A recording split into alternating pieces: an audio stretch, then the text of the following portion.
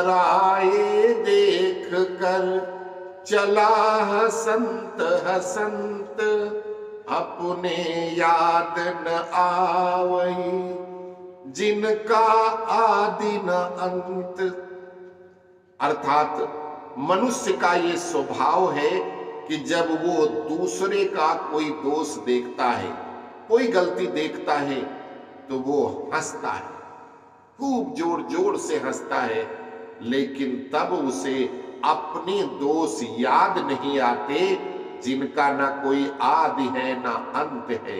अर्थात बुरा जो देखन मैं चला, बुरा न मिलिया कोई, और जो दिल खोजूं अपना मुझसा बुरा न कोई। अगर हम संसार में बुरा आदमी देखना चाहते हैं, बुरे आदमी की खोज में चलते हैं, तो मुझे जब अपने से हम कंपेयर करते हैं, तो मुझे अपने से बुरा कोई भी आदमी दिखाई नहीं पड़ता, क्योंकि मैं स्वयं में सबसे बुरा व्यक्ति हूं। एक उंगली का इशारा तीन खुद को कोसती।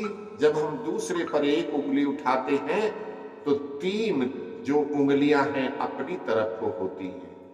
एक उंगली का इशारा तीन खुद को कोसती, एक रहती दूर काफी और तीन मिलकर खोजती। ये तीन कहती हैं कि आपसे खुद से बुरा व्यक्ति कोई नहीं।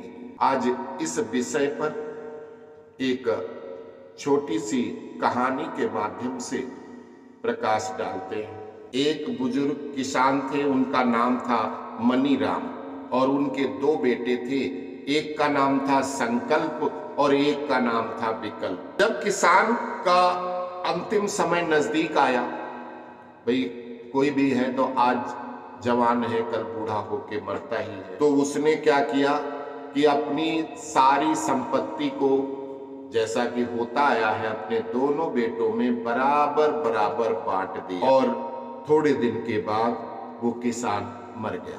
दोनों भाई अलग अलग गृहस्थी का संचालन करने लगे।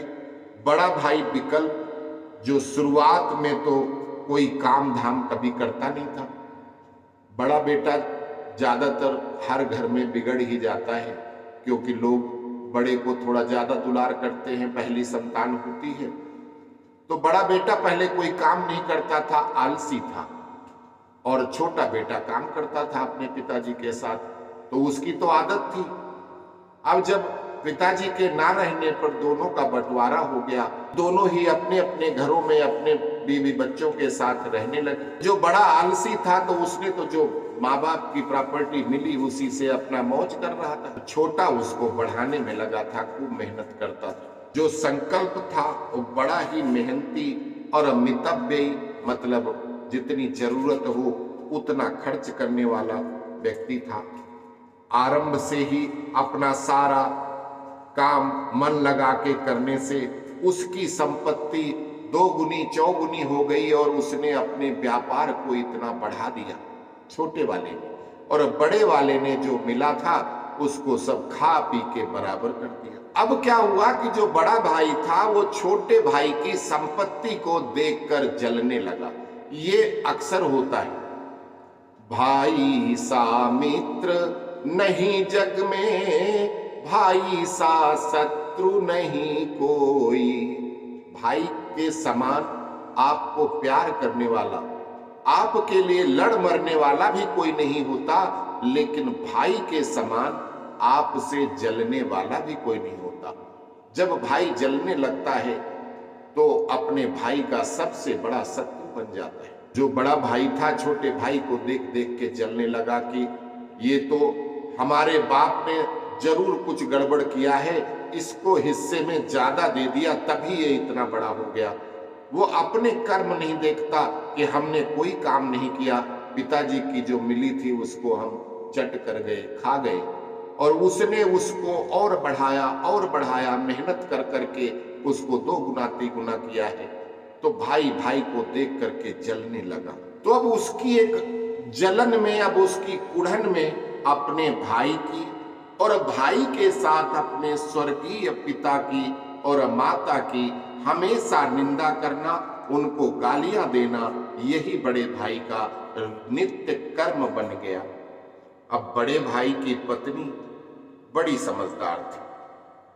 पति तो मूर्ख था, लेकिन पत्नी बड़ी समझदार थी। क्या हुआ कि एक बार उस गांव में एक संत आए, तो सब गांव वालों ने उनको बैठाया, उनका आदर सत्कार किया। विकल्प तो हमेशा दूसरों की निंदा में ही लगा रहता था, इसलिए उसे तो संत वंत से क्या लेना देना, दूसरों को, अपने बाप को गाली देना, अपने छोटे भाई को गाली देना, इसकी बुराई उसकी बुराई, इसको गाली, यही उसका काम था। वो क्यों संत को देखने लगा? लेकिन उसकी पत्नी बड़ी समझदार थी। उसने कहा कि देखो जी, एक महात्मा जी आए हैं, गांव के बाहर चौपाल पर बैठे हुए हैं, एक बार उनसे पूछो कि घर में सुख शांति कैसे आएगी, कुछ न कुछ उनसे उपाय पूछो। आप तो जानते हो कि हमारे घर की स्थिति कैसे है और दिन पर दिन बिगड़ती जा रही है। आप इन महात्मा जी के पास जाकर सफलता का कोई सूत्र तो पूछो। आज भी ये गांव में प्रथा होती है कि कोई साधु महाराज आ जाते हैं तो अब भी लोग पूछते हैं कि हमारा देखो ये लड़का छोटा सा है जी, ये बड़ी शैतानी करता है, इसका कुछ उपाय बताओ। कोई कहता है कि मेरा कुछ हो रहा है, मतलब अपनी छोटी छोटी रोजमर्रा की चीजें भी जो कोई संत महात्मा साधु आता है उसके सामने अपनी समस्याएं रखते हैं। तो वैसे ही उस स्त्री ने अपने पति को प्रोत्साहित किया कि जाकर के उन महात्मा जी से मिलो। अब विकल्प वैसे तो जाना नहीं चाहता था, लेकिन फिर महात्मा जी के पास गया और बोला कि गुरुजी, मैं जो भी काम शुरू करता हूं मुझे सिर्फ असफलता ही मिलती है, जबकि खूब मेहनत करता हूं लेकिन कुछ भी होता नहीं है। ऐसा कोई सूत्र बताएं, ऐसा कुछ उपाय बताएं महात्मा जी कि मेरा भी कुछ काम चले और मेरे घर के दरिद्र दूर हो जाए। महात्मा जी सोच में पड़ गए कि क्या बताएं क्या न बताएं। महात्मा जी कौन सा वो उसके सूत्र लेके घूमते हैं, लेकिन पहले आदमी सोचता है, महात्मा लोगों को, संत लोगों को क्या होता है, क्या उनके पास में कोई दवा थोड़ी है कि दे दिया, लो मरीज खा लिया तो ठीक हो गया। वो पहले उसको भांपते हैं कि ये व्यक्ति चाहता क्या है, क्या कर सकता है, फिर उसके हिसाब से उपाय बताते हैं अपनी बुद्धि के अनुसार। तो महात्मा जी ने कहा, बेटा मैं पास ही के गांव जा रहा हूं, मेरे साथ चलो, वहीं तुम्हें सफलता का सूत्र भी बता दूंगा। अब महात्मा जी उसके मन को भांपना चाहते थे, कि देखना चाहते थे कि आखिर गड़बड़ कहां है। विकल्प भी राजी हो गया और महात्मा जी के साथ चल पड़ा वो दूसरे गांव की तरफ को। अब दोनों पड़ोसी गांव की ओर चलने लगे तो महात्मा जी ने पूछा कि भाई इस गांव में कब से रहते हो, घर में कौन कौन है, क्या काम करते हो, कितने भाई हो? तो उसने बताया कि महात्मा जी मैं तो यहाँ पैदा हुआ इसी गांव में और मेरे पिताजी फलाने थे और उनके जो है हम 2 भाई थे, छोटा भाई है और मैं हूँ। छोटा भाई बड़ा बेकार है और बस वो शुरू हो गया अपने घर वालों की, अपने भाई को बद्दुआएं और मतलब गलत उसके लिए बोलने, अपने बाप को भी गाली देने लगा, अपने भाई को भी गाली देने लगा और अपने स्वभाव के अनुसार अपने बाप को कोसने लगा कि ये दोनों, मेरा बाप भी बड़ा धोखेबाज था, मेरा भाई भी बड़ा बेईमान है, क्योंकि मेरा बाप उसको ज्यादा दे गया, मुझे कम दे गया, वो धनवान हो गया और मैं गरीब रह गया। उसके बाद फिर गांव के सरपंच के बारे में पूछा तो सरपंच की भी 10-20 कमियां बता दी। कहा कि भाई गांव के जो प्रधान हैं वो आपके प्रधान कुछ मदद नहीं करते, आजकल तो मोदी जी बड़ी योजनाएं लाते हैं, उस योजना का कुछ नहीं मिलता। आपको प्रधानमंत्री आवास से क्या मकान नहीं मिला?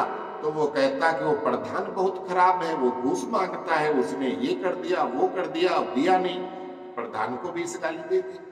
फिर और किसी की बात करी, ऐसा कोई नहीं है जिसकी उसने बुराई न करी हो, पर निंदा करना ही उसका एक स्वभाव बन गया था। इतना सब पूछने के बाद महात्मा जी समझ गए। अब महात्मा जी जब देखा कि इस व्यक्ति का तो स्वभाव ही है दूसरे की निंदा करना, दिन भर बातें करना, फिजूल की बातें करना, काम नहीं करना, पर निंदा करना, चुगली करना, ये इसका काम है और यही समस्या की जड़ है। फिर महात्मा जी बोले, देखो अब मैं तुम्हें सफलता का सूत्र बताता हूं। वो बोला, हाँ महाराज जी बताओ, हम यही लिए तो आए आपके साथ, इतनी दूर चल, जल्दी बताओ। महात्मा जी बोले, मैं तुझे ब्रह्मा जी वाला सफलता का सूत्र सुना रहा हूं। जब कोई बात मनवानी हो ना, तो हमारे देश में क्या है कि कोई भी बात अगर कोई अच्छे से लोगों को मनवानी हो, अच्छी बात समझानी हो, तो उसे भगवान से जोड़ दो। तो वो कहते नहीं है, जैसे कि कुरान, रामायण, महाभारत या वेद क्या है, किसी न किसी एक मनुष्य के द्वारा लिखे हुए, मनुष्यों द्वारा लिखे हैं, लेकिन कहा क्या जाता है कि भगवान ने कहा है, अल्लाह ने कहा है, लिखा मनुष्य ने है, तो अल्लाह कैसे कहने आया? अर्थात उस मनुष्य ने ही कहा है, लेकिन अच्छी बात है उसको आपको मनाने के लिए भगवान से जोड़ दिया जाता है। तो महात्मा जी बोले कि ये ब्रह्मा जी ने बताया था, वो मैं तुम्हें एक सूत्र बता रहा हूं। एक बार एक व्यक्ति ने ब्रह्मा जी की तपस्या की और तपस्या से प्रसन्न होकर के ब्रह्मा जी प्रकट हुए और वरदान मांगने को बोला। वो व्यक्ति बोला कि प्रभु आपके दर्शन पाकर मैं धन्य हो गया, मुझे और कोई वरदान नहीं चाहिए। तब ब्रह्मा जी आग्रह करने लगे कि मैं कुछ दिए बिना जा नहीं सकता, क्योंकि मेरा दर्शन व्यर्थ नहीं जाता है, कुछ तो मांग लो।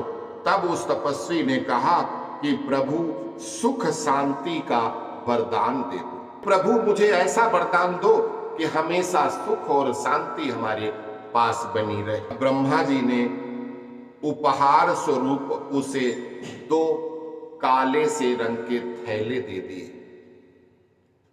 एक थैला थोड़ा बड़ा था और एक थैला बड़ा छोटा सा था, और कहा कि बड़ा थैला पीठ पे लाद लो और छोटा थैला सामने की तरफ कंधे पर डाल के हमेशा रखो और इनका ख्याल रखना। तो उसने थैला अपनी पीठ पर लटका लिया, छोटा थैला सामने की ओर लटकाया।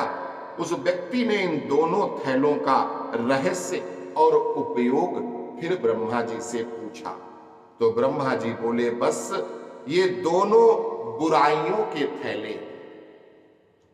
ब्रह्मा जी बोले, हे बेटा, ये बुराइयों के 2 थैले हैं। जो बड़ा थैला है वो संसार के अन्य लोगों की बुराइयों का थैला, और जो छोटा थैला है जो सामने की तरफ तुमको लटकवाया गया है, ये तुम्हारी खुद की बुराइयों के थैले। ब्रह्मा जी ने कहा कि बेटा, हमेशा इन थैलों पे नजरें बनाए रखना, पीछे वाले थैले को कभी मत देखो, क्योंकि वो दूसरों की बुराइयां हैं, उससे तुम्हारा कोई लाभ नहीं होने वाला। और अगर उन पे आप दिमाग लगाते हो तो उसको ठीक तो तुम नहीं कर सकते, क्योंकि वो दूसरे का है, तो दूसरा ही उस बुराई को ठीक करेगा, तुम्हारे कहने से वो नहीं करेगा। तो उस पे तो ध्यान मत दो, लेकिन जो आपके आगे छोटी थैली लटकी हुई है उसके ऊपर नजर बनाए रहो। उसमें जो कुछ भी बुराइयां हैं उनको तुम हटा सकते हो, दूर कर सकते हो, क्योंकि वो तुम्हारी अपने कर्मों से वो दूर या पास हो सकती है। तो उनको दूर करते चलो और सुख शांति बनी रहे। और इतना कह करके ब्रह्मा जी अंतर ध्यान हो गए कि अगर अपने अंदर की बुराइयां सारी निकाल दोगे तो सुख और शांति, सफलता सब कुछ आपके कदम चूमेगी। महात्मा जी विकल्प से बोले, बेटा मेरा भी तुमसे वही आग्रह है, इस सूत्र का जो ब्रह्मा जी ने प्रतिपादित करके अपने भक्त को बताया था वही आप भी करो। ब्रह्मा जी का जो सूत्र है अपने जीवन में अगर अपना लोगे, अपनी बुराइयां दूर कर लोगे, दूसरे की बुराई भलाई मत देखो, दूसरे की बुराई मत गिनो कि उसने क्या किया क्या नहीं किया, आपके पिताजी आपको क्या दे गए क्या नहीं दे गए, उनकी बुराई को गिनते रहो तो गिनते रहो। आप अपना देखो कि हमें क्या, हम किसी की निंदा क्यों करें, हम किसी के को गाली क्यों दें, हम किसी के लिए गलत क्यों कहें। हम अपने कर्म करें, अपने लिए जिए। जिस दिन आप ये बुराइयां अपनी दूर कर दोगे, आप सुखी हो जाओगे, आपको शांति मिलेगी, सफलता मिलेगी। विकल्प को बात समझ में आ गई और उसने यह सूत्र अपना लिया, अपनी बुराइयां अपनी सब दूर करने लगा। धीरे धीरे वो धनवान व्यक्ति बन गया, शांति उसको, सुख और शांति, सफलता सब कुछ मिल गया। तो कहानी की शिक्षा इतनी ही है कि हमें दूसरों के दोषों को ध्यान से हटाकर अपने जीवन को सुधारने में लग जाना चाहिए। अपना सुधार संसार की सबसे बड़ी सेवा है। मित्रों, हम अपने आप को सुधार लें तो ये समझ लो संसार सुधर जाएगा। अस्तु। जय सिया राम।